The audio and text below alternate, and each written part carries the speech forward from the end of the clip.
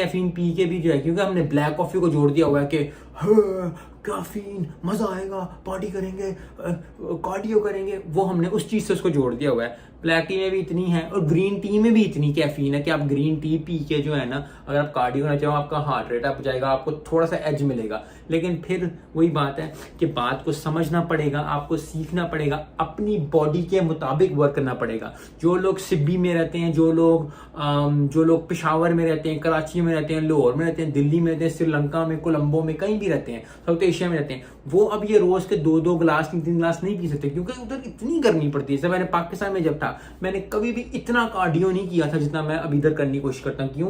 क्योंकि मेरी बॉडी को टाइम लगता है गर्म होने में। क्योंकि जैसे ही आप उधर जाते थे पाकिस्तान, जब तक आपने थोड़ी सी 5-10 मिनट की आपने एक्सरसाइज की तो पसीनों पसीने हो गए। इधर मुझे पसीना करने के लिए एक्सरसाइज ठीक ठाक करनी पड़ती है। जिस तरह अगर इधर कोई बंदा रहता है